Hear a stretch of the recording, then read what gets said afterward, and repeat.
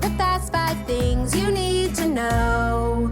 We'll start your day off swirly, it's the toast. I sound amazing. Welcome back to The Toast. Happy Monday, you guys. Today is a Monday, but it's a celebration because we've got Claudia, Oshry, Coaches, Wojas, Turdy, Lou on The Toast. Welcome back, And let me Koja. tell you, it was hard to get a slot. Like, I was like, I could come back for a day or two. And she was like, no, actually, you can't. Thankfully, I don't know who was supposed to be today, but like Shannon getting sick, like rejiggered last week. Yep. And so they made time for me on my own platform. How generous. Yes, it all worked out. We're so excited that you're here. I know people are going to be overjoyed. Everyone has missed you so much that we're supporting you and we're not rushing you back to work, and we support new mamas. But we have missed you. How are you? You know what? I'm doing really good. The last time I came to podcast, which I did my birth story on Patreon, you guys should check that out if you have any questions about like my journey with the C-section, breech baby. I was feeling like, it was so soon. Like, oh my God, I walked here and I was like, oh my God, like it was like a big scary world. I went to New York once in 1981 and I just did not feel safe. Mm-hmm. Today, I was like, okay, let's get this bitch back to work. Like, I feel like it's doable, and maybe today just like everything worked out, but like baby is fed. I don't even feel guilty. People think I feel guilty going back to work. Like, no, bitch, I'm ready. Like, everybody wants to hear from me. It's kind of like, all the anticipation of me coming back. I'm like, yeah, sorry, Ruby, can't talk to you. I got to go meet my adoring fans. I feel good. I feel really good. There's also so much going on in pop culture. Yes. That I need to talk about. And I'm dodging Love Island spoilers like the plague. I'm one episode behind. I can't watch them live. Like, I have a fucking newborn. Like, them being on at 9 o'clock. Are you kidding me? That's midnight for me. So no, but it's so good that you're going to sleep before that wake window. Like, I used to go to bed at like the 11 o'clock after that feeding, and then it's so late. And Co just prioritizes the early bedtime. Be proud of That's her. how we started. Learn we started going from to bed. her. We started going to bed at like the 11-12 window. Mm-hmm. Big mistake. Now we go to bed at 8:30 with the baby. It's better. Obviously, every night is different. But that means I have to watch Love Island the next day, which is fine because, like, during the day, the baby sleeps a lot too. So me and Ben are always like, Ben calls it Love is Blind or Too Hot to Handle. He cannot remember the name of the show. I also don't like that, like, when I want to text someone about Love Island, I'm not writing out Love Island, so I'm writing lie. Liusa. Liusa. Like, Liusa. There's not a good acronym for Liusa. Because there's also Liuk. Liuk. Love Island UK. Ben is obsessed. I'm obsessed. We didn't watch last night because we watch him during the day. So I'm going to give some thoughts. Same. I'm caught up to the same place that you are. I did not watch last night because I knew you weren't watching. And I finished catching up at like 11. So I didn't want to watch another episode. So let's give our thoughts up until whatever happened last night, which seems to have shook the villa. Now, you can't obviously plan when you have a baby. And some people like to plan it so that like they, give birth right before the summer so it's not too hot. If you can plan your postpartum around Love Island, I cannot recommend it enough because I imagine it's quite overwhelming to keep up with the episodes when you have like a full-time job, a family to take care of. Like, you're just like busy everyday life. Let me tell you, postpartum, I need 3 episodes a day. Like, there's not enough. And the night where there's not an episode, like that next day, me and Ben just stare at each other. That's really funny. Well, I'm excited to talk about it with you because so far everyone I've co-hosted with has not sacrificed their entire life to watch Love Island. So okay, good. So if you haven't watched the most recent episode, you're safe here, okay? Yeah. This is a safe space. Let's just go couple by couple. Obviously, we have to start off. You want to with do it now? most... You don't want to save it till the end, just like because not everyone's watching. You're right. Okay, fine. We'll put the timestamps so that nobody gets spoiled. You're right. Yeah, I got too excited. Yeah, she's too hot in the pants. Also, I'm so worried that like I'm not going to get all my thoughts out on today's episode for like all the things that I think that we're actually going to do a Patreon episode because there's been so much pop culture stuff. Like Aaron Rodgers is married. Also, our bet. Like we have to. You owe me money. I don't owe you money, bitch. Well, you have to make a donation in my name. You say to the beautiful Jacqueline Oshry. How much did we say it was for? I feel like we said $5,000. We always say $5,000. No, that's insane. We definitely said 1,000. You're right. I think we said 10,000. We said 1,000. You're welcome, Mark. We said 10,000. Can we make a donation to the Mark Schoenwetter Foundation for $1,800? Okay. Question mark. And in Jackie's name? Question mark. Done. Oh my God. We should make more bets, first of all. And then for stories today, like the celebrities were just celebrating Father's Day yesterday, which we do need to talk about how you celebrities celebrated. But I picked some stories that are like part of things we talked about last week because I need to get your opinion on certain things. Yes, we're going to do like a whole backdated Patreon episode because like I need to talk about Rachel Zoe. Like I need to talk about a lot of things. Mm-hmm. But yes, I appreciate today doesn't need to be the most like timely topical episode because I need to talk about some things from last week too. The only thing that is not in the stories that we did need your opinion on like right this minute is Tarek. No, I know. That's my king right there. Like, one thing about Tarek, he's consistently aggressive, and we love that for him. Did you read the details that it was a knee to the face? Oh my God. Let me tell you, like, this is the thing. I have been onto Tarek since the hike, right? Mm-hmm. And he's actually done a really good job of rehabilitating his image with like his content with the old wife and the new wife. And he was in on the joke. He wrote his book. He talked about the arm hike and how we were all deeply misunderstanding it. It was for the bears, you know? I never was fooled. Now, this is just further proof he's like clearly a crazy person. The amount of times I got tagged in like E-News, the TikTok, Instagram, I must have gotten DM'd 10,000 times. I love that people associate his Tarek's like violence with Turdy. Correct. Obsessed and just like all's here to say, like, I told you so. Like, that's my consistent king right there, okay? Yeah, and you appreciate consistency. You know I do. It's something especially in this kind of crazy phase of my life, like I really come to appreciate the stable things that I can rely on. And that's Tarek being violent and getting assaulted and arrested for a battery and assault. In Tarek's defense, he said that the guy was taunting his elderly father. That's the thing with Tarek. He always has a very valid excuse, like the bears, Plausible. right? Yeah. So maybe that's true. Maybe that's not. That's all I can say. Yeah. Okay. No comment, you know. Well, I'm glad that we have your official statement on the matter. We couldn't put it to bed until we did. It's also so Tarek-like to have an outburst on my maternity leave. Well, I felt like he thought he could get away with it. Because Tarek Watch went dark for a month. But, you know, I came to work today just to speak on this issue in particular. The substitute teacher is in. Correct. He thought school's out for summer. And he didn't realize how I'd been influencing young minds about him because the way that, like, that's a news story, like, truly who gives a shit about, right? In the real world. Thousands of young women were heavily engaged. It was probably E-News' like most shared post. 1,000%, like trending news in the corner of their website because of us. Yeah. You're welcome, Tarek. Come on the show at any time. What can I say? Yeah. Except, keeping him relevant. You're welcome. Well, how are you doing? How's new mama life? How's Rue? How's It's so great. Ro? How's Ben? Yes, Romeo is home. We celebrated Father's Day yesterday. And all Ben wanted was for Romeo to come home. And that's what he got. And let me tell you, I had been telling Ben he might be like overestimating how easy it's going to be, like with the walks. And Romeo's still very much like a puppy-ish. And Ben was like, it'll be fine. And like, it was a little challenging. Last night was our first night. Romeo just like was barking a lot, waking the baby. Like it wasn't 100% copacetic. Rudy. And Ben, I hated to be like, Ben, I told you so. And I couldn't be like a bitch because it was Father's Day. But like, I told you so, you know? Was it midnight yet? No, because we go to bed at 8 o'clock. It's good to have him home. And, you know, all the hate I've been getting on the internet has winded down because we didn't rehome Romeo. He stayed with his grandparents for 3 weeks and now he's home. It's good. I wanted to get in like a nice routine with him before the summer. So it's fine.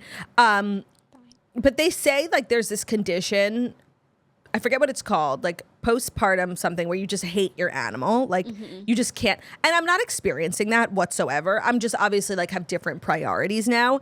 And I will say, I think Ben prioritizes the baby and Romeo equally. Yeah. And I'm like, you need to stop. But it's good. Romeo's fine. He's fine. We celebrated Father's Day. Ben's first Father's Day, obviously. There was a lot of speculation. Will we celebrate since I didn't get to celebrate Mother's Day because I gave birth literally 1 week later. Straight up said you're not celebrating Father's Day. And we did celebrate Father's Day. We celebrated Ben as a father. We also celebrated Ben's father. So it was really nice. We had like a bagel brunch and then I got Ben like an in-home massage for his birthday, which you know he loved. And he was like feeling so guilty about it. He's like, you should take it. I almost did. My back was killing me. Breastfeeding is backbreaking work. Yeah. But I had the foresight to like weeks ago make this plan for a gift and I wanted to follow through on it. And if I took it, Ben would have been fine. But he deserved it and he loves massages. He's always asking me, can we go get a massage? He's like, we have 5 minutes free. You want to go to the nail salon and get our back rubbed? Like Ben's obsessed. So it was the right thing to do, but it was hard not to take it. I can't lie because he really wanted me to. And I was like, you know what? Ask me one more time and I'll take it. Yeah. And actually in hindsight, we did actually have a really party-delicious Mother's Day because we were together and like you were doing the same thing that like I was doing. And that's how I celebrated Mother's Day. So like it wasn't like you had like a bland Mother's Day. Like I feel like you were celebrated. So for him to have a little something, and of course he's been a wonderful partner. And I wouldn't say that I was celebrated, but yeah. Well, every day of Turdy's life is a celebration of Turdy. It's true. Right? I feel like when I came on Patreon and did the birth story, I was still very much in, like they say, like there's like this euphoric you're like running on adrenaline, postpartum. Not everyone experiences it, but I definitely newborn experienced bubble. it. Newborn bubble, like even the things that are hard and that suck, like you don't even care, you don't see them. Like I was very much, some people have the total opposite where it's like postpartum depression. I had definitely like the euphoric state, and I'm out of that for sure because it's been like a little bit more real. Like the nights are getting harder, but I'm still like loving every minute. We'll see what I say next week. But I do for think the most also part, sometimes people's postpartum depression like doesn't come until like 1 or 2 months. Like it's not immediate. Not maybe saying, that's waiting for me. No. I'm just saying like you could still have the euphoric bubble, but then the crash like might be even harder. The euphoric bubble is so real though. And like, here's what nobody tells you about having a baby. Because one of the things I was most excited about was the smell, right? I love the way babies smell. It's just like so delicious. That smell lasts 2 weeks. I thought that smell lasted like a couple of months. No, but you I have was to like supplement. sniffing. Yeah, with Dreft. And I Johnson & Johnson. Yeah, I was literally sniffing behind his ears, like seriously so creepy. And I'm like, where is the smell? It's gone. Oh, sorry. What you also don't realize is that it's harder for you to smell it on your own baby because like you are part of the smell. Like you would always come to my house and be like, the smell. And like, I didn't smell it as much as you did because I'm immersed in it. So like next time I see so maybe now that I've come to work. Oh, I mean, it's a little short, like short. And I go back, I'll smell it. I think when I see the roux, I'll let you know what you kind smell of it. smell he's emanating. But like, I think you're just too in it. Okay. So don't think that it's all is lost. Well, I'm really excited to be back here on the toast talking about the things that I care about. Like, Ben has been an amazing teammate in all this, and I like talk to him about like what goes on in the world because I have nobody to talk to. And he does his part. He like pretending to care, but it's nice to be back with people who actually care about the important things in life, like Aaron Rodgers being married. I told him that, and Ben was like, "Was he not married before?" I'm like, "No. Why would I share that information? Why would I randomly say Aaron Rodgers is married if you've been married for 5 years?" Also, that's rude because I feel like that's a topic that you should both be able to participate in. Correct. It's That's why I brought it up. Shared interests. That's why I brought it up. Okay, fucking rude. It was actually so rude. He was like, "Was he not married before?" Like, why would I randomly just be like, "Oh, Jackie Oshry is married"? Like, duh. Oh, Lish. I'm going to go easy on Lish because Lish has actually been... Lish deserves our utmost respect. Lish deserves ease. Lish deserves ease. Lish is an amazing dad, partner, friend. Like, we knew so he would funny. be. He sent me his recipe for chicken rocks. I crushed them. And Lish has been a huge part of my life recently, aside from being like my brother-in-law and like Of my course, nephew's the father of, yeah. Because my children are obsessed with the Good Guys theme song. I love that. They are always like talking about good guys and bad guys because they love superheroes. And sometimes they'll be like, I want, they'll say like, I want baseball songs. So I just like search baseball on Spotify and play something. And they say, I want good guy song. And I'm like, well, actually, you had uncles on the 1s and 2s. And what do they think about like the vocals? Do they say that they prefer Josh's parts? They love it. They love the song. And we keep listening to the same episode. And it starts like this: Benny and Joshy and Benny. The Knicks are so bad, and this is not good. Benny and so we have to listen through that part too. I forgot that their song is not on streaming services like ours is. No, and I could kill them. I'll tell them. I'll tell them to get on it. I did tell Ben, but I don't want to push the point because I know he's busy as a new father. And do you think Ben knows how to do that? Like, okay, I guess I should tell Josh because I'm literally like going back 15 minutes. They also know this is a Dear Media production. I'm cracking up. And I literally have to sit there in the passenger seat. Don't worry, I'm not driving. It's in Zach's car. And go back 15 seconds like 4 times and we listen to it again. But at this point, when they do upload it to Spotify, I need it to include Benny and Joshy and Benny. The Knicks are so bad and this is not good. And this is a Dear Media production. Yeah. The following podcast is a Dear Media production. Hysterical. So I have always a warm spot in my heart for Ben, but he's been a very big part of my life recently. I love my that. children's number one artist. Me too. Literally me too. It's going to be on your Spotify. Well, it's not on Spotify. My number one podcast this year is going to be Good Guys. Oh, I hate that. Yake. Things I hate? That. Nothing could usurp the toast, actually. There's nothing I could listen to more than I listen to the toast. It's not statistically possible. I actually don't listen to the toast. I watch the toast. Yeah, I don't listen to it either, but I do go to our page every day to share the link. So maybe that counts for something. Can I tell you my thoughts on Jackie O and Friends? Because I was thinking this last night. I wanted to share, because I've been a toaster these last couple of weeks. And let me tell you how fabulous it is to have a daily podcast with Pargy vibes, audio and video that comes out every day. Like, I totally get why people are so obsessed with us. And it's been so fun, obviously, to watch the co-hosts, especially some of the new ones. And I was thinking last night, like I wanted to share who my favorites were. And then I realized like I'm so toxic because both of my favorites are the men. Oh, who? Joey Camaster. Always. And nobody is a bigger fan of Joey Camaster than my father-in-law. He said, I saw Joey Camaster is on the Toast. I have to watch that one. I said, yes, you do, Bruce. Did you see Joey was talking about Bruce on the podcast? I forget what he said, but he's... Yes. Because Joey's also the son of a chef. Yes, and you know him and Ben cook together. Yeah, and he said that he kikied with Bruce. I was like, not that kiki with Bruce. Bruce loves Joey. Okay, I like obsessed. love that. And Joey's obviously been on before, but not with you. So it was like a new dynamic. And Joey's just like... yes, with me, but not in forever. Not since Pink Backdrop. You just need to like park him by a microphone and he will make you laugh. Like I just love him. And I honestly, the Chrisley story being his day, I needed to hear his thoughts on Julie and Todd Chrisley, which I also want to talk about in my Patreon episode. So obsessed. And then I also really loved Jared Freed, like fresh, you know, Floridian dynamic. So not me being toxic and like choosing the 2 male hosts out of like 15 who are all women. But those were my faves, in case anyone was wondering. Those were so good. I seriously have so much fun with it every single day. I'm also getting to live out like my Jackson Wonderland era because I'm really enjoying the art of podcasting. Like we get to the stories, but not everyone's a pop culture expert, so I'm not like rushing there. And I just get to like have a little chit chat, see where the convo goes. And let me tell you something about Jax. She is chatty. Chatty. When she's kind of left to her own devices without Lacherd, she can talk, that Jax. I mean, KFC and I did an hour and 45 minutes. Let me ask you something. How do you feel it's been going with the advertisements? Oh, I'm having a ball. Yeah, I know. I'm having a ball. Oh, and nice of you to put your mic flag on. Explain to me where your mic flag has been for the last 3 at-home episodes. You didn't have it with Trout, you didn't have it with Margot, and you didn't have it with Taylor Strecker. Sorry, not Trout. It was at the studio. I bring them to the studio so we have mic flags for our guest episodes. And then the couple ones that I did from home, I didn't know the day before that I wasn't coming back. You know what? In the words of Jackie O, I'm fucking all the way off. Like 100% valid excuse. Thank you so much. A little slack would go a long way around here at the moment. By the way, I did give you slack because I could have brought it up the first time I saw it and I didn't. Yeah, no, I'm trying to be like a hands-off maternity, you know, like, but it's hard. Oh my God, it's literally hard. not. It's so hard. But you've been doing a great job. You know, obviously the ads have been running a little long, but you know, that's just a gift to our sponsors. It's a gift to our sponsors who are so tried and true. And I love that every day so many of the sponsors are the same. Like they deserve our love and our authenticity. So today I'm also going to do the ads just because I want Claudia to just have like the guest experience.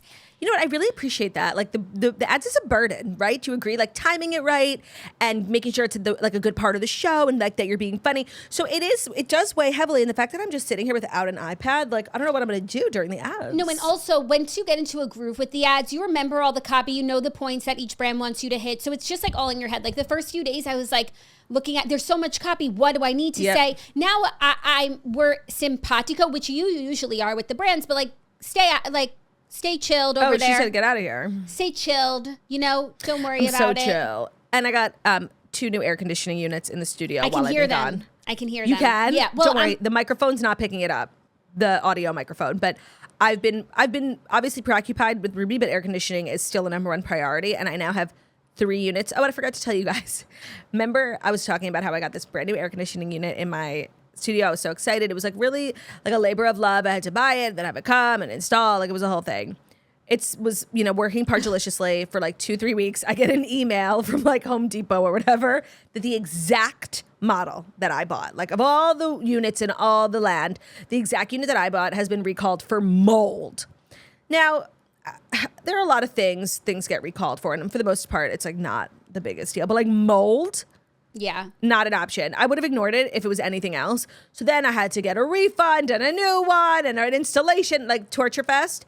But we now have 3 units working, firing on all cylinders of this new office. And to be honest, I'm kind of cold. Oh, LOL. Well, we're matching today also. We didn't plan, like cream sweaters, pargy pants. Creamsicle swirly. We're so creamsicle. And we're just so simpatico. And we're also running a little bit behind. You know, the time police is here. Oh, but that's the thing about being a guest on my show. You never know how long the pre-Fast 5 banner could go.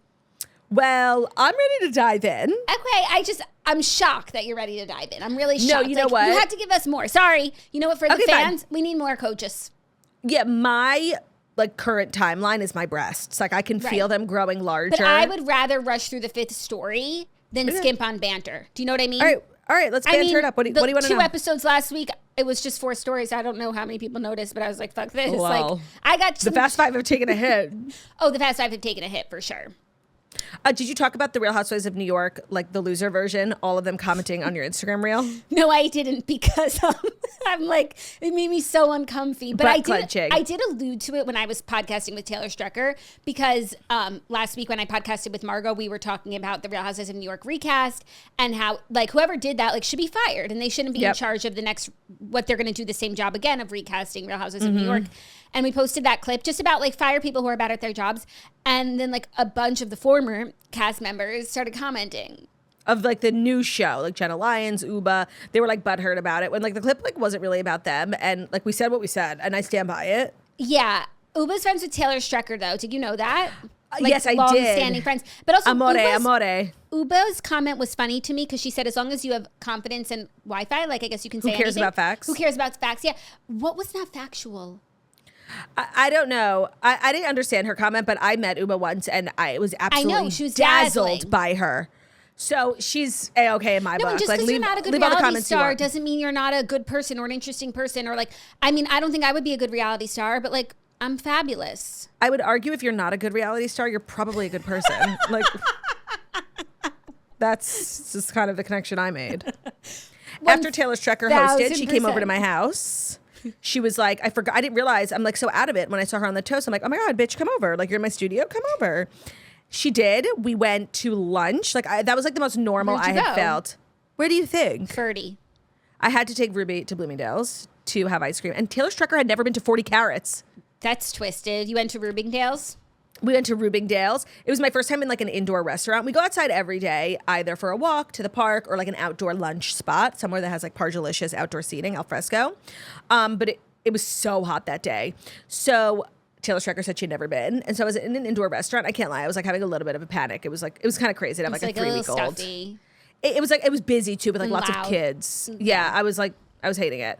But it felt so good to be like out and about. I love Taylor Strecker. So like if you want to have more of my friends come to the studio, that would work for my social events calendar. Okay, great. I'm trying to think. Oh, this week I have an exciting week. I have a guest coming to stay with me for 2 episodes, which is something that I had meant to do previously, but it just hasn't worked out until now. So I have my guest and then we're off Thursday. And then Friday we have another exciting guest. First time co-host, not first time guest. That's all I'll say. I want to know who it is. Give me like a subliminal message. Okay, I'll give you a gender, male, and it's been in our text messages. Oh, yeah. Male, what do you mean it's going to be your favorite? Literally. I'm so toxic. And now that I'm a boy mom, I just want to say, I think there's been a lot of speculation about how Turdy is going to be different, right? Like, obviously, motherhood changes you so much. And when I come on the podcast and talk every day, like, am I going to be a different type of person? And for the most part, I actually feel more like myself than ever. I don't feel like I've changed that much. Except, like, I will be changing my disposition on Dear Toasters 2 ways. One, because I'm a boy mom now, and I'm definitely a toxic boy mom. Like, love it. I need to have a daughter so that Ruby has a girl to marry because he's not marrying out of the family. Sorry. What about a cousin? What about, like, Michaela? Sure, Michaela, sure. Fine. But the second way I feel like I'm definitely going to be changed when it comes to Dear Toasters is like, I feel like sometimes I'm a little cavalier about like, you know, boyfriends and husbands just being like, whatever, you know, like. Like, what do you mean? Like make it work? You're always like break up with your gay boyfriend. I am always saying break up with your gay boyfriend. But I feel like now more than ever, I've really come to understand and appreciate how like who you have a baby with is like, it's a choice, it's right? Like the biggest decision you'll ever make in your life. Life is not a fairy tale. I'm sorry. Like the guy who's, you know, giving you 8 orgasms and like, you know, riding off in a motorcycle. Like I love him and he's mean to you, but like I love him. Like that, the bar has been raised significantly. Like the most important choice you will make in this life is who you go through the newborn trenches with. And like, I'm not going to be putting up with this like behavior any longer, even though I really haven't been putting up with it, but the bar is even higher now. Yeah, you haven't been putting up with it, but are you also saying like it's more than just like I love him? Like yes, we need to be thinking critically about the characteristics of our partner. That's and what I meant. You want it's in not a so father. Sexy.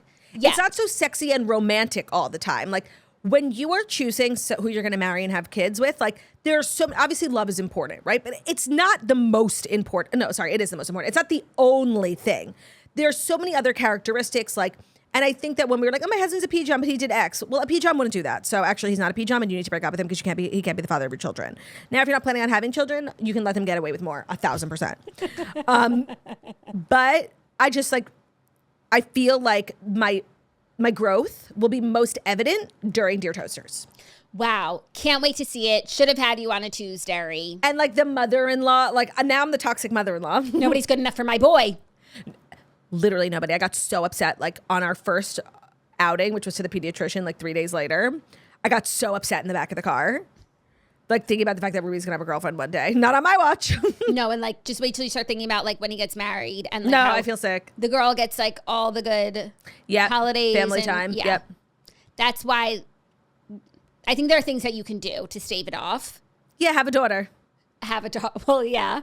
Yeah. I will be having a daughter next. But I think also like having an amazing vacation home. Yes. That everyone wants to go to. No, but also just being like the fun. Like that's my like working Your goal. daughter-in-law would like run from you if you're like a toxic, overbearing. You just need to be like the fun family. Like, oh, you know, our outings are great. We go out and we have cocktails. Like, we're fun. Everyone has different ideas of fun though. You think it's so simple, Yeah, but of course, it's not. of course. You think it's I so also simple. haven't had a cocktail. Right. But you I can. went out to lunch on Saturday. I almost did. Okay. But it wasn't the right setting. And I think I want my first cocktail to be like in the Hamptons this summer. Yeah, and it's like less so about like obviously your breast milk, which by the way, if you're not like drinking into oblivion, like you can still use your breast milk. Yeah, and they say the best time to have a cocktail is as you're nursing, like a wine in one hand, a baby in the other. No, because like the milk that they're drinking is from 2 hours ago, things that you ate. Yeah.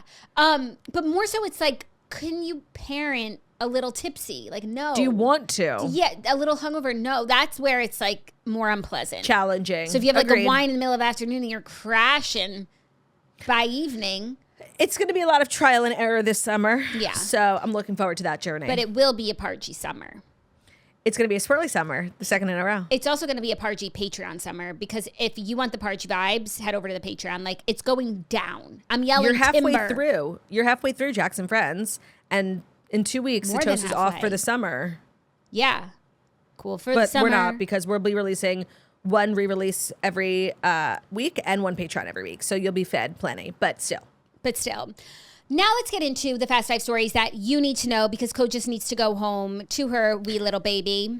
Because Kojus is leaking. Shout out to Lancino, okay? Oh, if yeah. you know, you know. You Lanson, no. You Lancin, no. I got this box. Jackie was like, you need these like nipple covers. I'm like, okay, whatever. And it was probably a box of 1,000. And I'm like, what the hell am I? I'm done with it. Like everything Lancino makes is the best thing ever. So are you oversupplied a little bit? I am definitely, and we talked about, thank you, I'm glad you brought this up. Me too, we talked because extensively. your dreams came true. I'm not an oversupplier. I make more than enough for my child. I don't pump. I collect milk with like a suction thing. And I have a freezer full of milk that I've probably pumped collectively 4 or 5 times with. Everything just gets collected. I collect like 12 extra ounces a day and I'm not even trying. That's just like, and I'm still always like big and engorged. So I got what I wished for. I'm not an oversupplier because like I watch people who pump 30 ounces in one sitting. Like that's fucking crazy. Well, that's like extreme oversupply. I have a very, very healthy supply. And I'm very grateful because I know some people like pump all day and get 1 ounce. Like, yeah. If I could pump, I actually did pump last night because Ben needed to make a bottle. I pumped for about 6 minutes and I got 5 ounces. Like, I think that's really, yeah. That's a lot. No, I know. Her dreams came true. Is it everything you dreamed of?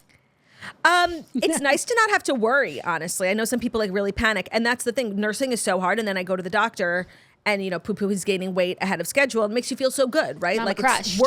it's worth all the pain and literally like the crying at night. I know some people go to the doctor after going through the same pain as me and they're like, you need to supplement with formula. Baby's not thriving. Baby's not gaining enough weight, and that's really hard. So I'm grateful to the supply for that, but it's not without its challenges. My boobs always hurt. I still am wearing a bra in the shower. I have a shower bra that I hang on a hook. And is it a bathing suit yet? No. I was thinking of buying a bathing suit, obviously. Like a waterproof top, a waterproof bra, which is a bikini top. Jackie, I literally was like to Ben, they should make shower bras. And he's like, it's a bathing suit. When you said you take a shower in your bra, I was like, is it a shower bra? But then I'm like, yes, that's a bathing suit. So I have one distinct bra. Actually, if you watched my Patreon, What's in My Hospital Bag, one of those mom cozy ones I got from Amazon, it's like kind of like a really thin, it's not a good bra for like every day. I understand. It's a good shower bra. I wore it today. Before I got here, I showered in my shower bra. So that's that is not a bathing suit bra. Margot came over and I was nursing and she was like, holy shit. My boobs have tripled in size, and they were already doubled in size from pregnancy. Like they are the biggest boobs, definitely in New York City right now. Like nobody has bigger boobs than me in the 5 boroughs. That's the challenge. They hurt. They're really big, but other than that, it's been a blessing to have a supply. I'm very grateful. I know not everybody has that. That's really beautiful. I need to let you know something beautiful. Speaking of beauty, today's episode of The Toast is brought to you by America's Sweethearts, Dallas Cowboys cheerleaders, coming back to Netflix, season 2, premiering on June 18th. So perfect timing for Swirly Summer, because Jackie literally sent me the article. She said, do not watch this until July 1st, until we're all together, because we are watching it this summer. Because last summer we watched DCC, America's Sweethearts, on Netflix, and it was the perfect family show. It was so cute. It was so good. I've always been obsessed with DCC because I am ahead of every single trend, and my husband is a Cowboys fan, so I came to know the Dallas Cowboys cheerleaders humble brag early in life, and so I knew how amazing this show was going to be, and it is even better than you could ever imagine. And now season 2 is coming to Netflix on June 18th, so all 7 episodes will release at once. Thank you. At 12 a.m. Pacific time, 2 a.m. Central time, and they will be available globally in 190 plus countries. So season 2 is going to be all about unprecedented access. It's very real and vulnerable storytelling, the duality of being a Dallas Cowboys cheerleader, what it's like in the audition room and on the field on game days, but also back home during the in-between personal moments. We got to know so many fantastic girls last season, some swirlies, of course. You learn their backstories, everything that goes into being a cheerleader. It's just such a good show. And if you haven't watched season 1 yet, you better get caught up, because we're watching season 2 and we'll be recapping it and we'll be loving it. So watch season 2 of America's Sweethearts, June 18th, only on Netflix. And that is my bat mitzvah anniversary, and I don't think that's a coincidence. Me neither. Happy anniversary to me. Today's episode of The Toast is also brought to you by Resort Pass Heart. My weekends and the joy in my life are brought to you by Resort Pass, because with Resort Pass, you can access the best pools, spas, and cabanas at top hotels and resorts with no overnight stay required. So many times you want to use the pool at a place, the spa, the beach access, because I would love a little restaurant front beach at the pool, but I'm not staying overnight. You know, I've got things to do, and I live down the road. Hey, can I just come for the day? Yes, I can with Resort Pass. They've partnered with 2,000 plus luxury hotels, so there's always a dreamy spot nearby. No membership, no hassle. Passes start at $25. So you can go on Resort Pass right now. Take a look at what's in your area. If you want to go on a trip, if you want to go on a road trip, just spend the day at a Party hotel. Resort Pass is going to make you able to do that. Book a day pass in under 5 minutes and turn an ordinary day into something unforgettable. And that's the great part. Every time we've done a Resort Pass day, it's been the best day. One of our chorus memory days, just a golden day. And anytime I'm like, we don't have plans this weekend, let's do something special, but I don't want to commit to too much. Resort Pass is seriously always the answer. So visit resortpass.com/toast and use code TOAST at checkout for $20 off your first purchase. That's resortpass.com/TOAST. Code Also, life TOAST. hack. In the city, it's so hot. It's hard to find a place to swim or an indoor spa over the summer. Resort Pass is a great little life hack. You don't have to book a room or anything. Yeah, Sachi just did a Resort Pass spa day and loved it. So get $20 off your first booking with code TOAST at resortpass.com. Today's episode of The Toast is also brought to you by Nutrafol. So as a woman, so real, hair loss, hair care, it's all so real as we get older, as we go through hormonal changes, seasonal changes, so environmental changes, so many different things can affect your hair for the worse. And so we need things that are going to change it for the better. And that's where Nutrafol comes in, because Nutrafol are daily supplements that help with hair health, hair growth, scalp health, all of the things that will have you feeling stronger and better in your hair, because our hair is such a core part of our identity, and it's not something you just want to see go. And there are things that you can do, and Nutrafol is one of those things. They also have multiple formulas for different, especially for women in different stages. Obviously, postpartum, menopause, like different stages of life can cause hair issues. And so they have like targeted formulas for different parts of your life, which I really appreciate. Yeah, because everyone's root causes of hair thinning are different. A one-size-fits-all approach to hair growth does not cut it, no pun intended. Nutrafol has multiple formulas designed to give your body what it needs to grow and support your hair's unique needs. Whether you're navigating postpartum, menopause, a plant-based lifestyle, or simply looking to see less hair shedding, Nutrafol has you covered. Adding Nutrafol to your routine is easy and no prescription is needed. You can order online with free shipping and automated deliveries. This summer, stop worrying about your hair and start making memories. For a limited time, Nutrafol is offering our listeners $10 off your first month subscription and free shipping when you go to Nutrafol.com and enter the promo code THETOAST.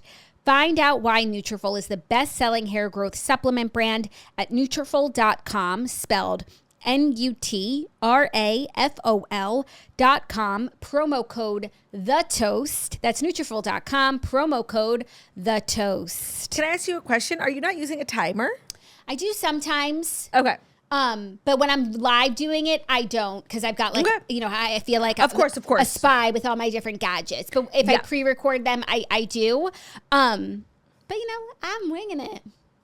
I wanted to say one more thing about motherhood that I, like a thought that I had that I wanted to share, because I feel like I'm kind of like the, you know, I'm always talking about how like I timed it so perfectly, and like I really waited till I was ready.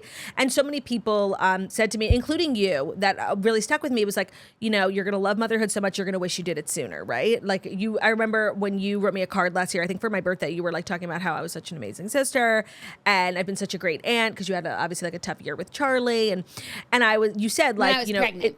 When you were pregnant, you were like, it's going to be like one of those things that I told you to do, like reading and Downton Abbey, like you're going to wish you did it sooner. And I was just having this conversation with Laura and Elena because we were 2 days apart, due date wise. She went so over and I went so under. Literally, she just gave birth and I almost have a 1 month old. Like, that's how crazy it is. But she was like, oh my God, I wish I did it sooner. And it really got me thinking, like, do I wish I did it sooner? And honestly, no. Like, let me tell you why. I feel like I'm enjoying it so much. And if I was like, when I was younger, I was like so impatient and so like such a brat that if I was doing like all these like night feedings, I would be a monster. And I don't think I would be enjoying it as much. And I think I'd be like really mean to Ben. I think like I did it, you know, everything obviously happens for a reason and timing is everything. But like, I don't have that feeling like I wish I did it sooner. Do you know what I mean? Yes, but I also feel like if you're ever going to feel that way, I wouldn't expect it to be right now. Oh, okay. You know? Yeah, because you're like in the trenches. Like, it's like, why would I want to do this hard thing sooner? I'm glad that I'm more prepared.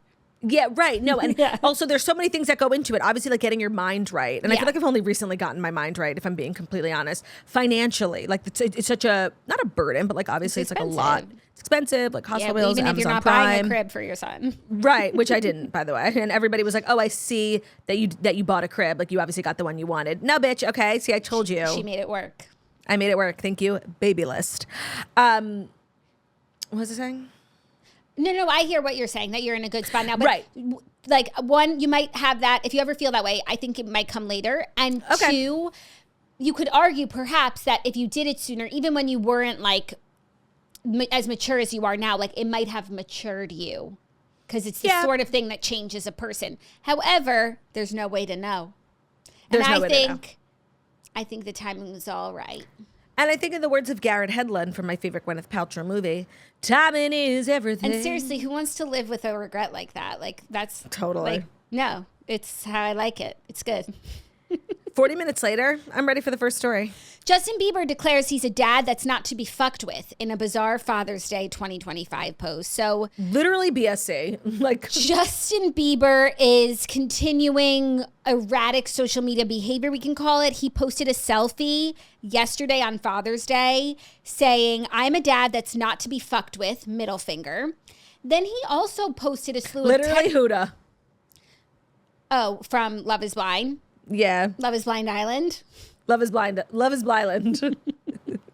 Then he also posted a series of text messages with a former friend. Like, I don't want to drop the name. I don't want to say lashing out at him because it's not lashing out if you're acting out of trauma, says Justin. But him turning on his friend, it's like a series of 3 screenshots and that person's no longer his friend. He didn't say who it was, kind of random that he posted it. So it was just like a complex day for Justin yesterday. He's still like spinning out, although Hailee is over here like maintaining everything's good. There was also that paparazzi video of Justin in a blue hoodie, like begging the paparazzi to leave him alone because he's standing on business. Okay. Yeah. But then Hailee commented on a Girl Boss Town TikTok where she was just like, paparazzi, leave Justin alone. Like, we literally don't need to see a picture of him going from his van to his door. Like, we don't give a fuck.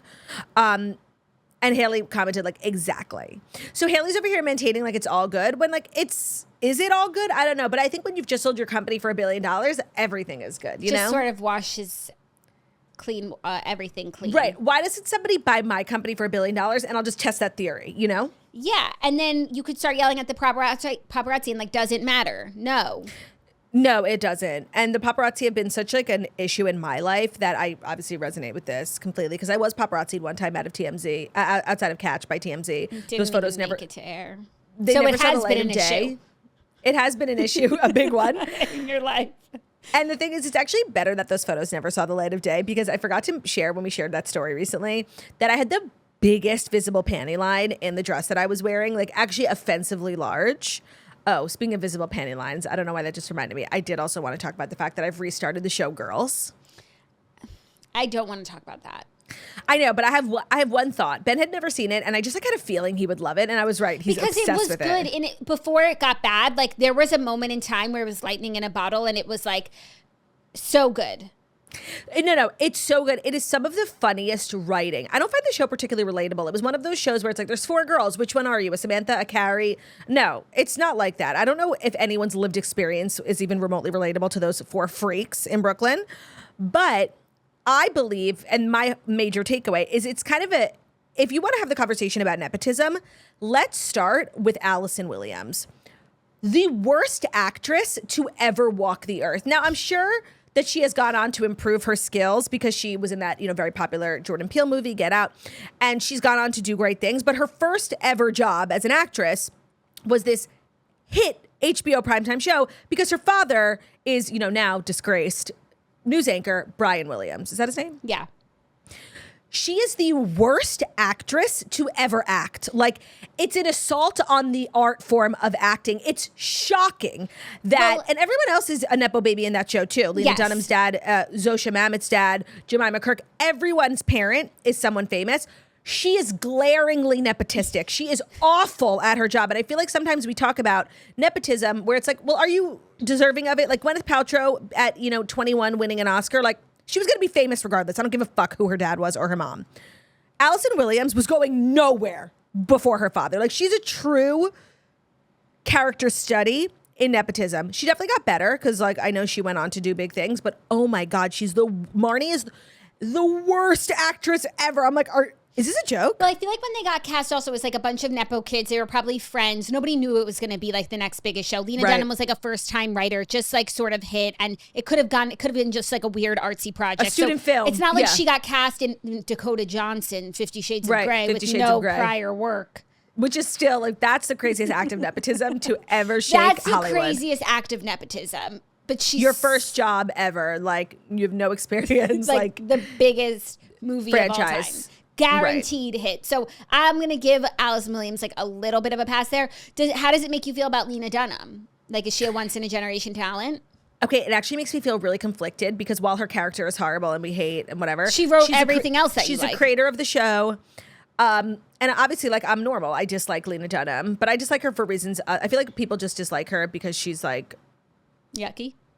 Yeah, like, but I just like her for that one article she wrote about Jack Antonoff being, like, having a Jewish boyfriend. It was deeply anti-Semitic and beyond problematic, and I've never been able to move past that. I can acknowledge my own biases. It's literally because of this one article. People don't like something she wrote in her book about, like, molestation. She has, like, I don't even remind me. Like, for me, it's just, it starts and ends with that article.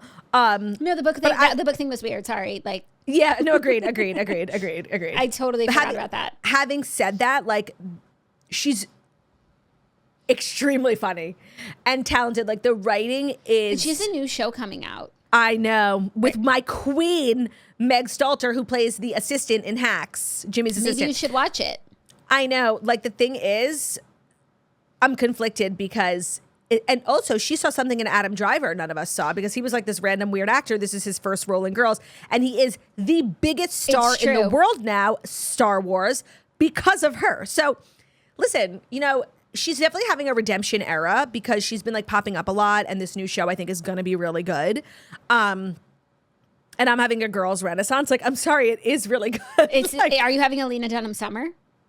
No. Don't tell anyone that. I'm not. Title: Claudia Oshry is having a I'm Lena not. Dunham summer. I'm not. I never said that. I'm just saying Ben Soffer is having a Lena Dunham summer. He thinks it's so funny. That is funny that he thinks it's funny. While I have you on the subject of Justin Bieber, we need to know your thoughts on Road Sale and Hailee's post about Justin's post about Hailee's Vogue cover. I think I was on the show for Vogue's. No, the that was Vogue KFC. thing. No? Okay. Oh, okay. The Road Sale, obsessed. Like, you love to see women in business. Now, obviously, I'm toxic, and so I'm obviously going to compare Rhode to Rare Beauty because it's like celebrity-led brands, beauty space, and, you know, we just love to see that. Like, we just love to see, like, Rhode doing its thing. Sorry. And I love when people make $1 billion. Like, obviously, I wish it could have been me. Yeah. But if it wasn't going to be me, I was really happy. I'm a Hailee stan. She needed that. She did. Like, she's so underestimated, and everybody, she just gets, and I think the Justin Baldoni thing, like, really highlighted, like, what is going on the internet when it comes to the vitriol being sent Hailee Bieber's way. Like, you could dislike something she did, or she could not be your favorite person, but it's really fucking crazy what has gone on with Hailee Bieber for 10 years. For all that she's been with, this $1 billion is penance, or whatever the word is. Like, she deserves it. It's Restitution. Yes, thank you. She deserves it. She needs this $1 billion. She needs to relax. The products are amazing. She needs to relax, but also like keep them coming. My whole face is Rhode. Me too. That Rhode toner is the best beauty product of all time. Like, I just want to say, I used it throughout. Cylindrical bottle. Yes, I used it throughout my entire pregnancy. It's in my skincare routine. It's in my makeup routine. It is the best thing. Obviously, the Rhode lip tides, whatever the fuck they're called. Obsessed. I'm wearing one right now. Yeah, but like a gloss is a no-brainer. Everything she makes is amazing. Pineapple face scrub. I just finished What'd you mine. say? The Pineapple, yes. The marketing has been like a true exercise in how to use influencers and how to receive feedback from the internet that's not necessarily positive and like implement it into your brands. Like, that was something that happened with her blushes. Like, she released a bunch of blushes, and this really popular makeup creator was like, these don't work for anybody who's like not pale as hell. And she worked with that creator, came out with a whole line. Like, she just took the feedback. It's brilliant. I'm sorry. It's an exercise in how to make products for women, make products for the internet. Like, I love it. Yeah. I hope Elf doesn't ruin it. Yeah. But Joey, it was actually great. We had Joey on when we discussed the sale of Rhode. And he's a makeup artist. Like, we forget because he's also like a million other things. But he was saying how this is going to be so great because Elf, like, they are able to make products cheaper, not changing the quality just because of the volume of the orders that they place. It's true. Elf products are $3 for everyone, and they're premium as hell. It's like the best drugstore brand out there. Right. So he was very excited about it. No, he's so right for that. I'm very excited about it too. And then the Vogue cover, like, a lot of Justin Bieber's social media activity, like, I don't give a fuck about. Like, some people monitor everything. They're like, that's rude, and he's talking about Selena. Like, I literally don't give a fuck. I never, even the story you were mentioning, like, could I have changed the subject faster? Like, I don't care. This Vogue cover one, that one caught my attention. That one was really bad. Yeah. But, like, Hailee remains unbothered, billionaire queen, says everything's fine. So, I don't know. Once again, I'm left confused. Yeah, I agree. I'm just sort of like on the sidelines. I'm not going to pay too much. I'm not going to like join a team. No, I'm going to stay using the Rhode toner. Same. Our next story is actually some funny Doja Cat news because Doja Cat's going viral for a fan encounter that she experienced. A video went viral of a fan. He's also an influencer. His name is Pablo, and it's a video of him like praising Doja Cat. He sees her outside of a building or whatever, and like they're hugging, and she loves his t-shirt, and she wants one. He said, "I made it," and then he takes it off and gives it to her, and then like holds her and kisses her, and then it's like, "What's your real name, by the way?" And she shares her real name, and she actually seems like really like excited to meet him, and you wouldn't think anything of it. It's just like a fan interaction. Then Doja Cat went on Twitter and started tweeting. She says, "Bottom line is I'll smile at you, but it doesn't mean I fuck with you. And don't touch me and manhandle me when you don't even fucking know me. If you know, you know. I honestly think I need to stand up for myself in the moment sometimes. And he didn't even know my fucking name. To be touching me and kissing me on my face like that is crazy." Then she said, "I threw that musty ass shirt away, by the way." Literally? Lol. Lol. What are your thoughts? Okay, so I feel two ways because I agree that like fan culture is so crazy. Like the way celebrities get manhandled is really nuts. Like people are just like animals. But like it's hard to know that he was crossing a line when you were engaging so heavily. You know what I mean? Like I watched a video and I didn't think anything of it. But then I saw her reaction. I'm like, okay, that's valid too. Yeah. Like I actually don't know. No, but I feel like she did the right thing in the moment. Like you would have never known that she was not enjoying it. Like she gave that fan like every bit of shine that she had. Like literally are hugging up like best friends. He does kiss her on the face. He's literally holding her by the arms. So I don't know what she like successfully got away with hating the interaction, but looking like she liked it. So I don't know why she then like went on to Twitter to like say that it was the opposite of that, but maybe just so to not encourage more people to do it, because I do agree, like him kissing on the face, and he's a Doja Cat fan, nuts. But he doesn't know her real name. Like, yeah, I guess, but like you know, Stephanie German. Like, if I saw Lady Gaga, like you know someone's real name when you're like a fan of theirs, right? Well, Lady Gaga is not Doja Cat. No, but like he's a fan waiting outside for her, so like he's that level of fan. I do feel like a lot of celebrities like have thoughts on this, and they put in place like boundaries that like no one would even be able to get close to them to kiss them on the face. Do you know what I mean? And that's their boundaries, and it's the right thing for them to do for themselves. Some people love it, and Maddie Healy's goes out and makes out with fans, right? Like, so I feel like the better way to have handled this would have this to been like for Doja Cat to be like, this is a lesson that like I needed to learn. I do not want to be kissed or touched. Like you can give people less access to you. Do you know what I mean? But like you can't like go balls deep in fan culture and then be mad when people don't act right. Like fan culture is insane. Yeah. But if in the moment, if she had like been a little standoffish and like not okay with the touch, it would have gone viral in the other way of like her being. But I would have been defending her because like that's valid. Me too. And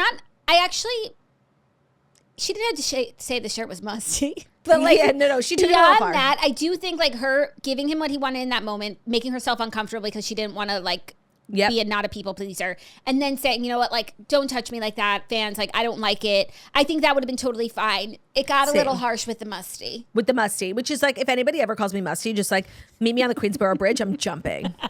And I actually am the definition of musty these days, because the way you like sweat and smell postpartum, especially if you're breastfeeding, like nobody told me that when you breastfeed, like you have an aversion to deodorant. I put on deodorant 55 times a day, but like it doesn't work. It's not enough. Like, your like glands are working overtime. Yeah. And I remember when we were at the West Hampton Beach Performing Arts Center doing a meet and greet, there was a toaster there who had given birth like 3 days ago. There was literally a placenta hanging out of her. And she was like, I got this ticket and I went into labor early. I'm like, I don't care. I'm still coming. She's like, I'm really sorry if I smell. I'm like, why would you smell? She was like, when you just are postpartum, you smell. And I gave her a hug and like, she didn't really smell, but I was like, it stuck with me. I'm like, oh, I might smell. Oh, she was underselling the smell. No, you're like sweating out all of the hormones that you've built up over 10 months. And you're sweating out 24/7. Yeah. So perhaps you are musty. If anybody calls you that, done. Yeah, I definitely am musty, but it's probably the meanest thing you could say to someone. But when I wake up and I look in the mirror and like I've obviously been sweating throughout the night and I sleep in just my nursing bra, it's a really scary sight, me waking up, a diaper and a nursing bra. And I look in the mirror, I guess like the actual perfect word to describe how I look is musty. And are you wearing a musty ass bra? No, I'm keeping my bras so clean. I change my bra every single day. Which is like, I know that sounds like, well, of course, like you change your undies every single day. No, it's not of course. No, but like no one changes their bra every single day. No one. But I have 4 and I wash it every day so that I'm never left without, you know, it's a full-time job staying on top of my Kindred Braverly collection of nursing bras. Understood. You are Braverly. You're a wizard of Braverly Place. Title. Our next story is a little biz news because David Beckham is launching a new snack line inspired by his love of beekeeping. If this were anyone else, okay, actually, if this were anyone I was about else, to roll I would my hate eyes. this. Like a new snack line inspired by their love of blank. Like, shut up. The David Netflix Beckham, documentary is the best thing that ever happened to those two. Yeah, because when I think of like celebrity beekeepers, I do think of David Beckham. Yes, 100%. And then they also got that Uber Eats campaign from the Super Bowl because of the whole tell them. And then they made a line of merch, Victoria Beckham merch. It's the best thing to ever happen to them. I love that. I'm a big fan of them. Celebrity product lines are getting a little crazy. I've never been one to be like, celebrities launching brands. I happen to love it, especially in the beauty and skincare space. Like, I think some people have a lot of negative things to say about it. It's so oversaturated, whatever. I literally don't give a fuck. The snacks, like... Are yay or nay? It's kind of an A for me. I don't mind them because I feel like they're usually filling a gap. And I find that like a lot of celebrities, especially like celebrities who have become moms, like they go and create the snack that we all want to give our kids. Like, great, Jennifer thanks. Garner, Once Upon a Farm, Pargy. Jessica Biel, Kinderlight. Like, by the way, why can't I find Kinderlight anywhere? I need to be on their PR I didn't realize list. that was Jessica Biel. The amount of Kinderlight we go through in this house, I want to be on your PR list. And I also feel like we try a lot of celebrity snacks because we're on PR lists. Like, I don't know if I would be so engaged. Yeah, agreed. What is he making? So he is making a line of kid-approved fruit snacks that evolved from his passion for beekeeping. His fruit snack line is called Bee Up. It's available in 3 flavors, very berry, tropical mix, and sour watermelon. I don't feel like the fruit snack space is oversaturated yet. No, definitely not the specific fruit snack aisle. Like, we're good. Like, when you go for a fruit snack, what do you go for? What the fuck is a fruit snack? I go for a fruit roll-up. A Gusher would be like the toxic version, and then like Smart Sweets would be on the other side, I think. So Ben and I love the red like wallaby licorice. We do like Smart Sweets.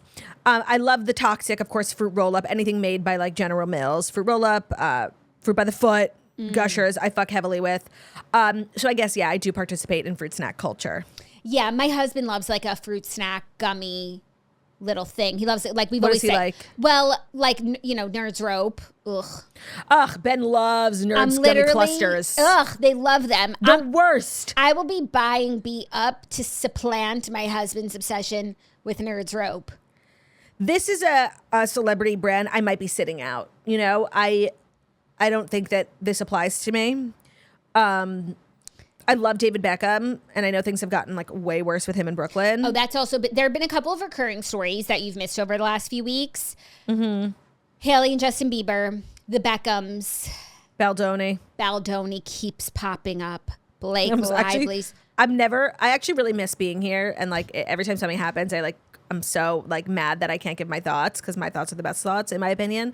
But every time I see a Baldoni story, I'm like, honestly, thank God I'm not on the toast. Like I can't be out here defending myself. You know, I ignore the ones that like I think we are able to ignore because every minutia becomes a story. Right. The ones that have come up in the last few weeks, like you actually have to discuss Taylor Swift, Scott Swift, I know. Scooter. I know.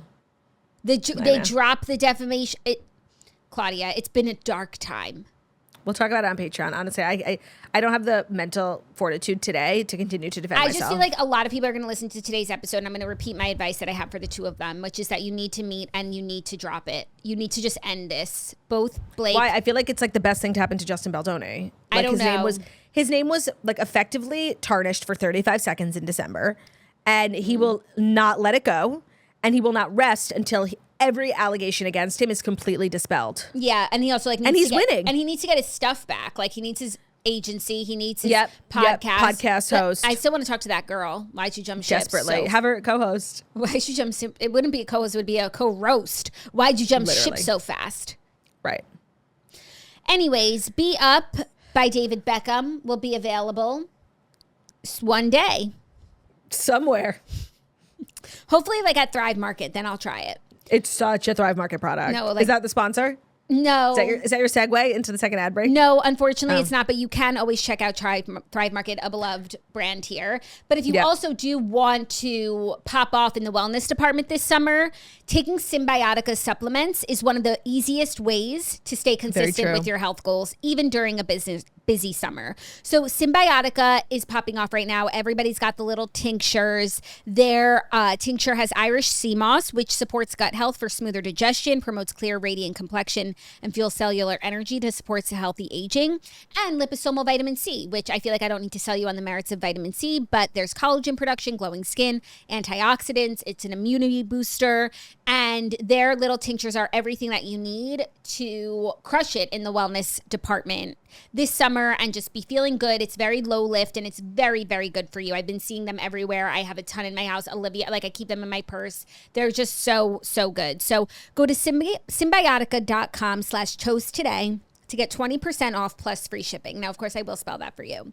That's CYMBIOTIKA.com/toast and get 20% off free plus free shipping. Their products have become just like a staple in the health and wellness department, and you will love them. So check out symbiotica.com/toast today. Today's episode of The Toast is also brought to you by OpenPhone. My favorite. OpenPhone is the #1 business phone system that streamlines and scales your customer communications. If you're running a business, you know that every time you miss a call, you're leaving money on the table. Oh, no, no, no. When every customer conversation matters, you need a phone system that keeps up and helps you stay connected. That's why you need OpenPhone. It works through an app on your phone or computer, so no more carrying 2 phones or using a landline. With OpenPhone, your team can share one number and collaborate on customer calls and texts like a shared inbox. That way, any teammate can pick up right where the last person left off, keeping response times faster than ever. Plus, with AI-powered call transcripts and summaries, you'll be able to automate follow-ups, ensuring you'll never miss a customer interaction again. So whether you're a one-person operation drowning in calls and texts or have a large team that needs better collaboration tools, OpenPhone is a no-brainer. See why over 50,000 businesses trust OpenPhone to manage their businesses' calls and texts. OpenPhone is offering our listeners 20% off your first 6 months at openphone.com/toast. That's OPENPHONE.com/toast. And if you have existing numbers with another service, OpenPhone will port them over at no extra charge. Thank you for the portage. OpenPhone. No missed calls, no missed customers. Today's episode of The Toast was brought to you by those wonderful sponsors. Thank you so much. Our next story. No, let me say something. I love when you do the ads because I can check my phone, and I was just checking the family chat and something insane is going down. Let me read it. Don't check, okay? Okay. So in our family or in the world? No, in our family. Okay. So I just opened the chat and there's like 6 photos of this notebook that mom found. It's like from a million years ago. And on the first page, it says Claudia Oshry, intern. So obviously this was like a notebook I planned on using at some internship. The first page, someone else's handwriting. It's Margot. I'm pooping. I didn't bring my phone to the bathroom because it has to charge before dinner. And I'm very bored without it. I really hope you didn't need this journal because that would be very awkward. And then she dated it. January, February, March, April 2nd, 2015. 5 p.m. The next page. This was obviously at 7:30, 2 hours later. Margot, I love this idea. Sorry, I totes love this idea. I'm pooping now also. Kind of sharp. Wow, how bad is my handwriting? See you next time. Next time was June 10th, so 2 months later. She was Margot. constipated. OMG, totes forgot about this. I'm having a super seamless poop right now. Smelly though. Illy, MGO. Is that all? No, then the next no, that is not was all. July 5th. I wrote in the doghouse. I don't know what that's referencing. Then July 16th, Margot. She's going to kill me for reading this. Just began my poop with a ripe fart. Wow. I hope the rest goes smoothly. And then she signs it. Seriously, this is the funniest fucking thing. Do you recall doing that? Save it. I kind of do. Yeah. What's the outside of the notebook? Okay, it has a big Twitter. It's obviously it's like Twitter merch. Oh, interesting. It's like from our days working in media. Yeah, that sounds right. Yeah. Our next story, something else that big that happened while you were gone, I'm glad we get to talk about it, is Hailee Steinfeld and Josh Allen got married, and now she's revealing all of the magical details about the unforgettable wedding weekend. So Hailee Steinfeld has a newsletter called... Yeah, did anybody else think the rollout of her wedding photos was really fucking weird and annoying, and it was giving on the J-Lo? Well, yeah, so at first she was giving nothing. Like there was aerial paparazzi photos, yep. But then there was nothing else, no Vogue spread, no nothing. And then...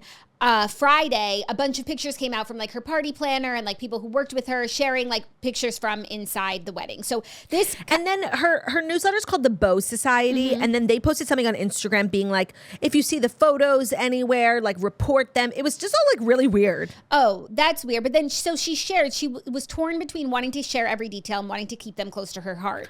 But she ultimately decided to divulge all the moments that she and Josh can't stop thinking about. Sickening. She said, I'm sitting here with Josh, like her husband, Josh Allen, like biggest quarterback in the world. The hottest man on the planet, yeah. And we're reminiscing on the best weekend of our lives for the millionth time. Over the past 2 weeks, random yet specific memories have been popping back into our heads, and we've been blurting them out to each other, often through smiles, laughs, and tears. No, I fucking love these two and everything. She looks so sickening. Oh my God. She looks amazing. Every dress, every look, her glam. Everyone's talking about her nails, like that it was like the best manicure they'd ever seen in their entire lives. Like her fingers were perfect. Oh my God, I like, haven't seen and her you can see the nails. manicure like through the gloves, that glove photo everyone's loving. Okay. She's just so pretty and she so doesn't try hard. That's what's so cool about her, right? And she just like fell in love with this guy and he happens to be like the coolest guy. Everybody loves him in the football space. Like everything she does is so cool. The wedding was everything I expected and more, like glamour, 3 looks, hair up, hair down, feathers, couture. I just loved it. I saw a lot of hate being sent her way for the tent that they got married under. Like people just thought it was ugly. Like the black and white scalloped thing. Yeah. It wasn't for me, but like it still looked pretty. Yeah, like you bitches could never. You bitches could never. That one photo of her that's like gone viral of her in her first dress, the sun is in her eyes, and so she's just like covering her eyes with her hand. I see it. Sickening. This is like a celebrity wedding. I care a lot about the way people like cream their pants for Sophia Richie. This is my Sophia Richie. Like I love these. No, it's our Sophia Richie of this year. We don't have our wedding of the year yet. To me, this is a front runner. Like last year we had Olivia Culpo. The year before we had Sophia Richie, and this year it was a tie between Demi Lovato and Hailee Steinfeld, with Hailee eking out a win. I don't feel like it was a tie. I didn't feel like they were even playing in the same league, honestly. I thought Demi looked beautiful, and I love Demi's era of like being just like a normal like Texas TikToker. Like she just like makes content. Traditional queen. Yeah, seriously love that for her. But her wedding was like nobody moved. Sorry, she looked pretty, but nobody moved. This is the wedding of the year for sure. Yeah. Do you think that? And Hailee Steinfeld is Jewish. Do you think that the tent was a chuppah? Like, do you think it was a Jewish wedding? Like it wasn't not. Right. That could be a chuppah. I think it was. Like I think if not, they wouldn't have had that. Correct. So like if you're criticizing it, you're anti-Semitic. Correct. And you know they have like a big fucking house in Buffalo because they low-key have to live there for like 80% of the year. Yeah, but they got married in Santa Barbara. Yes, which is so pretty. Yeah, Pargelish. I loved everything about it, like the dress. And it wasn't even like a high-end designer. I hadn't even heard of the name. Like she got the dress that she wanted. Do you know what I mean? Yeah. No, it was really, really a beautiful affair. And if I was getting married, details. If I was getting married this year, I'd be saving a lot of this to my Pinterest board, especially like the type of photos that they took. Like the wedding styles, maybe not necessarily exactly what I would have done, like flower-wise. Black and white and red, yeah. Right, but the photos that they got were so stylish, but also classic and like trendy too. It was really, but it was also something. like models, you have to remember. I know. So obviously, like me and Ben's photos, if we copy them, would look Claudia so like this. stupid. Me like confused, like squinting. Leave it to the same. professionals. Yeah. You're right about that. Our fifth and final story is some Jewess news, because Natasha Lyonne is rumored to play Joan Rivers in an upcoming biopic called Can We Talk? So this is not confirmed, but this feels like it's probably true in the sense of it's happening, may not go all the way, but like definitely these talks are happening. Natasha Lyonne, 5-time Emmy nominee, will play Joan Rivers in the upcoming biopic Can We Talk, currently in development at Sony's 3000 Pictures. So Natasha Lyonne is from Orange is the New Black, for anyone that doesn't know. She's also Russian Doll. Everybody loves that show, but I don't watch it. She also went to our high school. Like when you go to the Wikipedia of our high school, it says us, but yeah, she went to our high school. That's why like we can confirm she is Jewish for the role. She's the most famous alum, and I'm still waiting for them to update that Wikipedia page to include us, but okay. It has literally, there's someone like at the UN who went to our high school, Natasha Lyonne and Leandra Medine of Man Repeller, but also the toast. Like, where is our, whatever. It's time. Whatever. No, Chip. I'm sorry. Update the Wikipedia. The Chip rears its head. Yeah, we literally can't do one episode without the chip. I just want to say I adore this. There has been, I haven't heard it until right now, so this is my like first time reaction. There's been a lot of like things about Joan rumored. There was the Catherine Hahn. There's a lot of like pressure, and there's always like negativity when they cast someone, mostly from us, because it's such a big role to fill. And then there's also like Maisel, which they say was loosely based on Joan. There's Hacks, which they say is loosely based on Joan. And I actually think Deborah Vance is a great character to pay homage and honor Joan, but it's not a Joan biopic. It's not a Joan show. It's just like loosely based. So they're going to do it at some point. That Showtime show like got canceled. There's been like a lot of drama. I don't know when they're going to do it, but if it is Natasha Lyonne, It has the turdy stamp of approval, which I feel like when it comes to casting Joan is kind of the only approval you need. Yeah, and it's a hard one to earn because they're very big shoes to fill. We would prefer someone Jewish, but if you had like a non-Jew who would crush, like I'm open. But I do, even the side-by-side pictures of them, like I could see Natasha's face morphing into Joan. I'm at faroutmagazine.co.uk. Yeah, you are. That's where I am. You are. I'm at the Far Out. Now, obviously, like you don't think Joan and you think Natasha Lyonne, but Natasha Lyonne is a kind of actress who really morphs. Yeah, it's a chameleon, if you will. And she's very like I could see it. Serious. I'm at faroutmagazine.com like, as well. She's not like, she doesn't star in flops. Like she doesn't star in movies, I feel like community theater. Like this means it's getting like the Oscar treatment.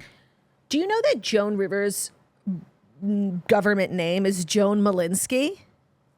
Where does the Rivers come from? I don't know. I'm not shocked. Everyone has a stage name.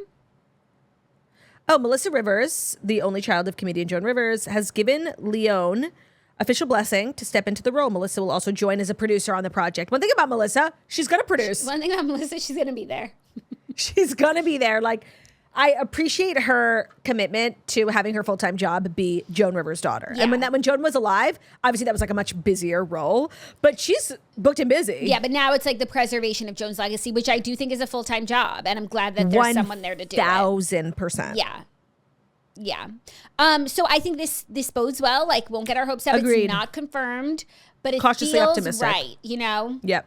And I feel like maybe they put it out there just to like see how people reacted, because people reacted poorly when it was Catherine Hahn. Yeah. And I feel like the reaction is going to be positive and they might move forward due to that reaction. Let's do a little Love Island recap. I forgot.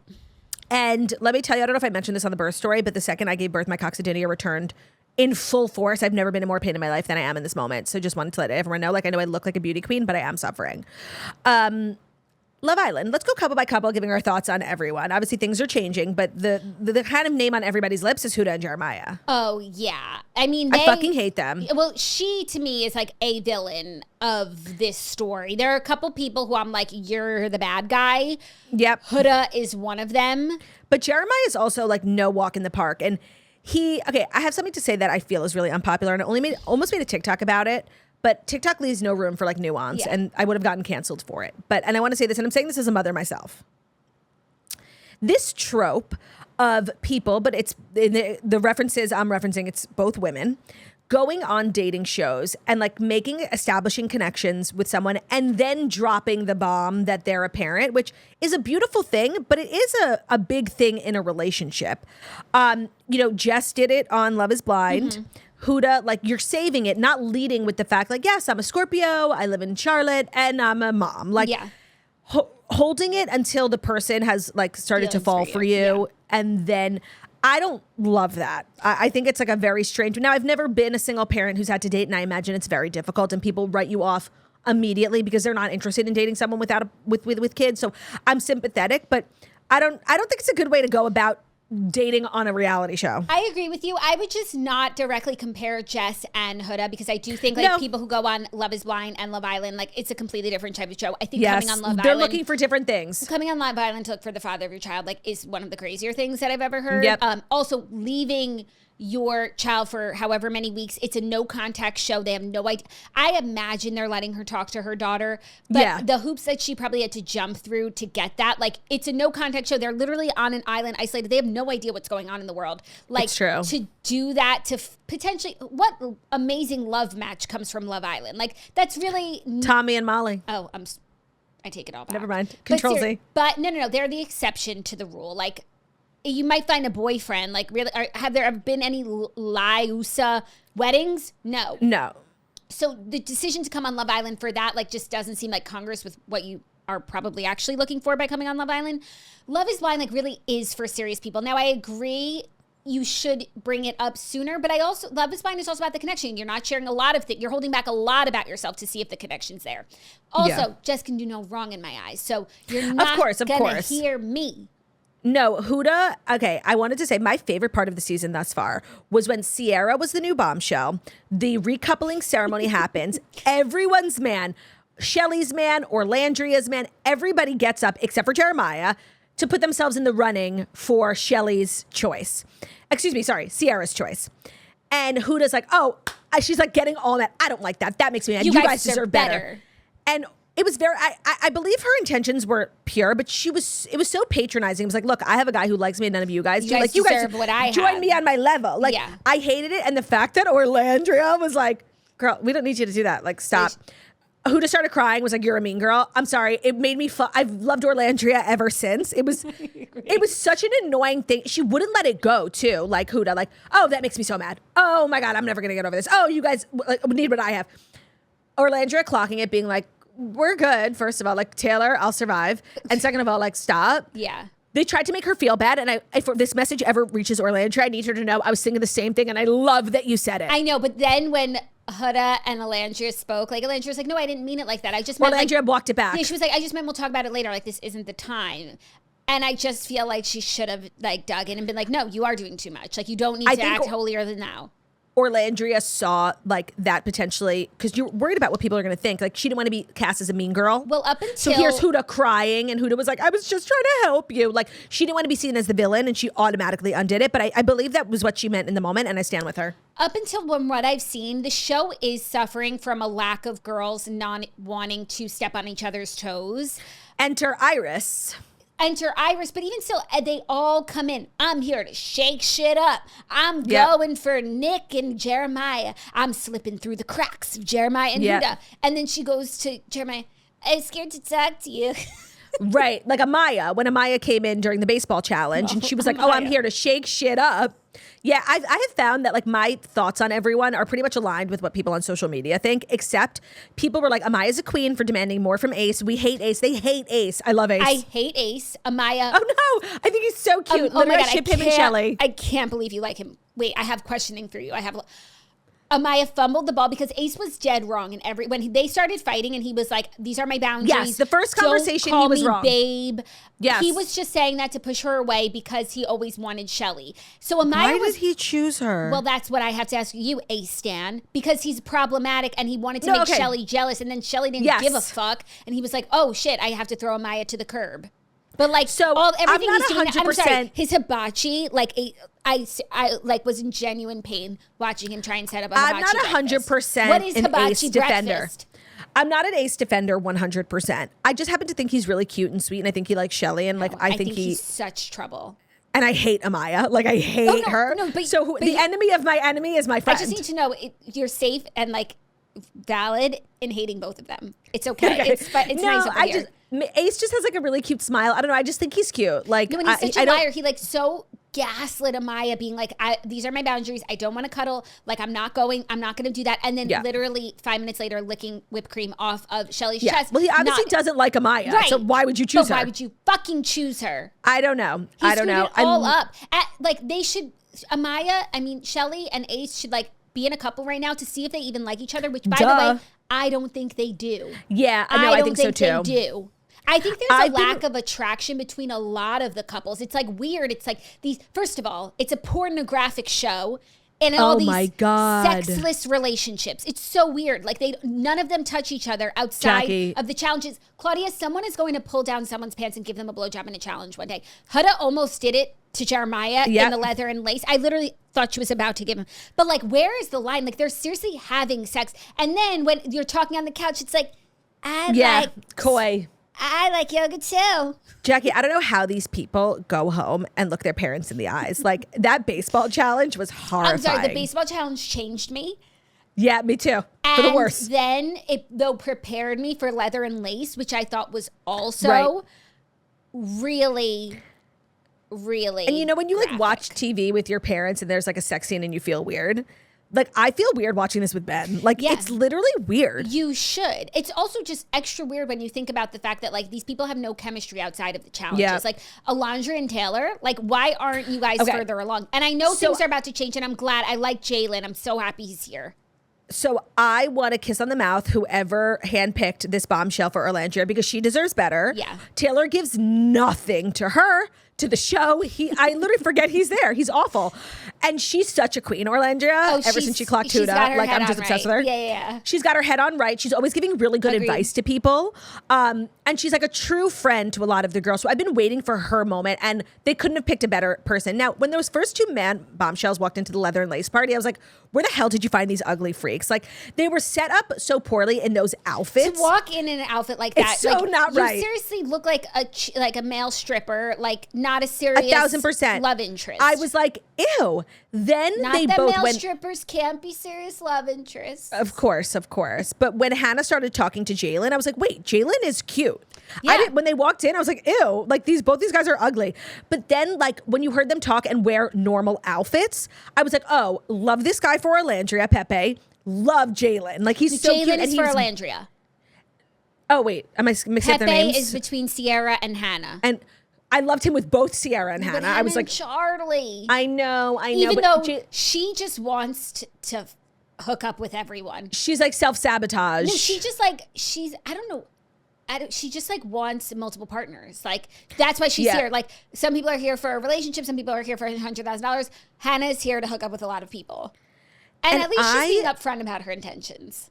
I find it so interesting because like there are people who come on the show. I'm like, oh, you're obviously like the best looking guy here or the best looking girl here. And like they can't get arrested. Like to me, like Charlie's so handsome. Nobody has looked at him twice. Like seriously, I thought he was going to get voted off. Like, and then it's like when all the guys came like the very first episode and everybody was like really into one person. I'm like, oh really? I didn't even think he's so cute. So it's like my taste is so different from like the younger generations. No, and also their taste is also different from each other's, which is good. But now like Iris came in and she's so beautiful. So cute. But I feel like no one's really like like all in on her.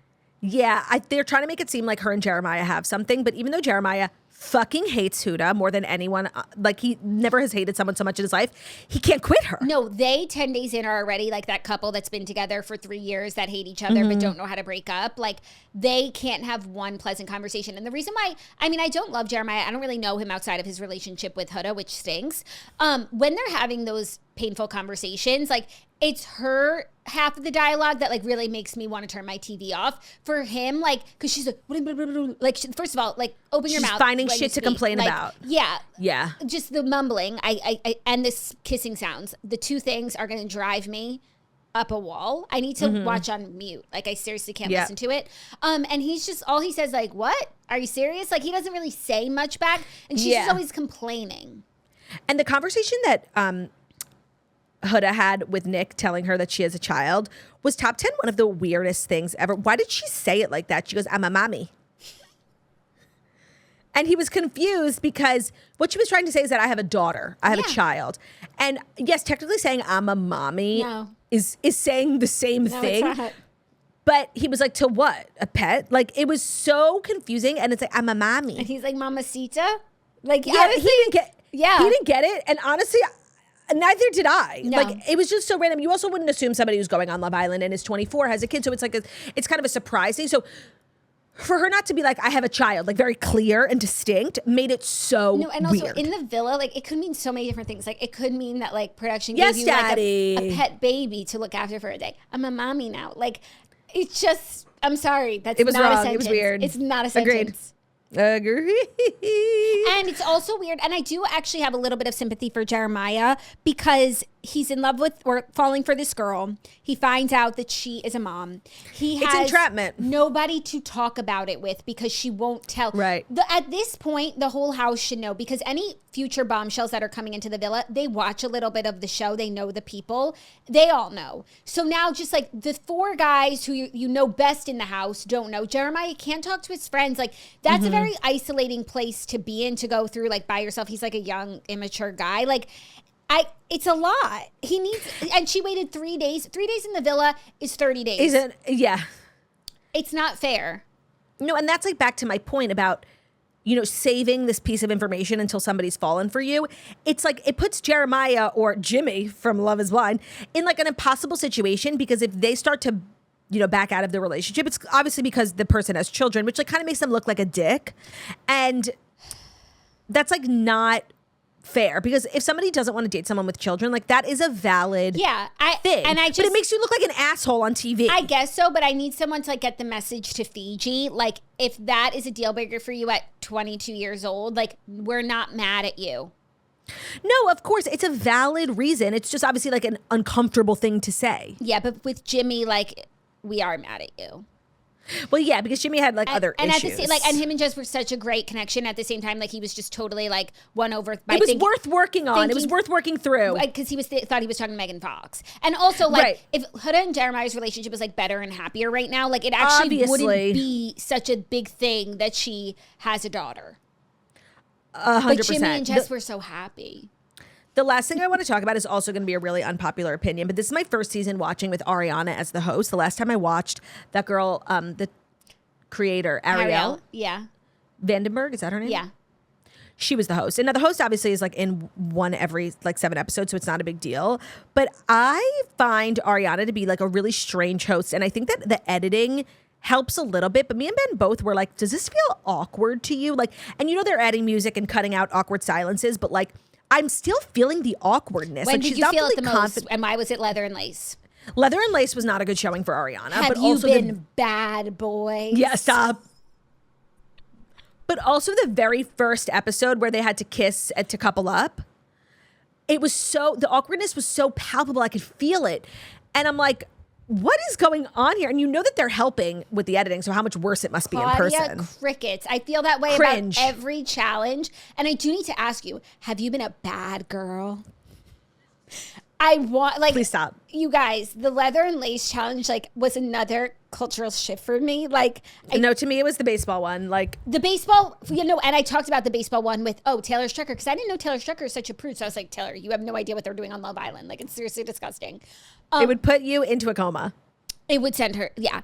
Like, imagine your grandmother watching this show. Like, horrifying. And I just want to say, in our defense, I know we get a lot of shit for not watching last season. And of course, like the one season we didn't watch is the most popular, most amazing, change the game. They're getting a spin-off show, by the way, like Vanderpump Rules style in LA. We don't know who these people are, so we can't I love even that, by the enjoy way. it. I think it's brilliant. Amazing idea, but it's because it's the one season we didn't watch. We tried to put it on, and it was all ass and titties. And we're with our family. Like, we could not watch that. Last summer, yeah, it was horrifying. Imagine like watching a challenge as a whole family. No, Jackie, we're gonna have to like watch in secret this summer. Single night. Also, are we like almost? Is it almost over? How like are we halfway through? We just started. Oh, it's just begun. Yeah, I think it'll go through. I mean, I'm just guessing like through the end of July at least, maybe into August. I just want to say I'm having the time of my life. And I think that's why it's on Peacock and not on cable, because it's pornography. It can't be on. Yeah, agreed. It's pornography by these sexless individuals who have no chemistry. And then they cut to the nighttime and everybody's on opposite sides of the bed. It's like, excuse me, you just dry humped this person. Not even dry, wet. That baseball challenge like really changed me as an individual. So did Leather and Lace, coupled with Ariana's participation. That's so funny. I didn't have that. Maybe I'm just becoming like hardened and inured. The Leather and Lace like didn't shake me the way baseball did. I just thought it was so crazy. Like they all have to like go and have sex with their partner, like in front of everyone. Partner they don't have sex with at night when they sing the scene bed together. And I don't even enjoy those challenges. The fact like that the new Bombshells came and they have to hardcore make out with 5 different strangers. people, and like each girl has to act like she's, or they are so into it when it's like you just kissed the girl before like this and the girl after, but like no, Jackie, I said to Ben like during the baseball challenge, like you going like a girl going to make out with the first, second, and third baseman, like those guys are making out with each other. It's gay. Like you seriously, Jeremiah like making out with somebody who has Nick's saliva. Like it's seriously, it's kind of homosexual. Yeah. Well, and it also is like, I think a couple of them are like bi. I wouldn't be surprised if we start getting some like, I think some of the girls are more into each other than they're into the guys. That I do think a lot of them are like not attracted to. Of course. I'm sorry, Shelly. Like, I appreciate you trying to be nice. We know you don't like Austin. Like, no, we know. Or Ace. If you liked Ace, like you would be different. And I don't blame you for not liking Ace. And they need to bring in a man for Shelly. But at this rate, like I'm Team Austin. And I want to tell Love Island producers, like, we don't need those kind of sick challenges. I actually thought the challenge with where you had to answer the question or like pie someone in the face or whatever, like that was funny. When they had to do the briefcases of like, who do you think has slept with the most people? Like getting to know one another. I actually enjoyed those more than the pornographic ones. Yes, and those also start drama because they have to like be a little shady and it moves the plot forward. Baseball moved nothing. Nothing. We had that one thing with Huda and Amaya, and it was over before it even began. Leather and lace move nothing. Ugh. Having the time of my life. Can't recommend having a baby enough. Coinciding with the Love Is Blind USA, whatever the fuck it's called. But you could also just show. like watch an old. That's like I watched Love Is Blind UK when I was postpartum, and it was also a pargy experience. So Layusa I'm loving it, like loving it. Yeah, I like talking to you about it, so I'll keep watching for my job. But don't get confused. I love the tweets. I love the tweets. Like I run to Twitter after the episode ends. I never get to enjoy the tweets in the moment because by the time I'm caught up, the next episode I've ruined it for you. No, the next episode is airing and like the tweets are new and I can't read them. Yeah, you are missing out. The tweets are so fun. So I'll be caught up, and just don't ever think for 1 second I'm watching this like for my personal enjoyment. Oh, I am. By the way, I'm enjoying every minute. I gotta go. My breasts are engorged. I've been a bad girl who needs to be punished. Guys, I have so enjoyed being back. If any other time slots open up for the rest of the month, I know you're like so booked, but I like this is doable for me. So let me know. I'd love to come back. For sure. Things come up. Like you're welcome to come back anytime you want to come up. But like, and right now, if someone like cancels. Yeah, things come up. You never know. Like, oh, and like you if do somebody have, cancels, by the way, you are on the calendar for one more day. Oh, is it? Yeah. Is it like the final episode of Jackson Friends? Yeah. Well, thanks. Yeah. That's a good way to end it. Okay. So at least I have that. Yeah. Yeah. So we love you so much. We will see you tomorrow. Have a pargelicious day. Love ya. Bye.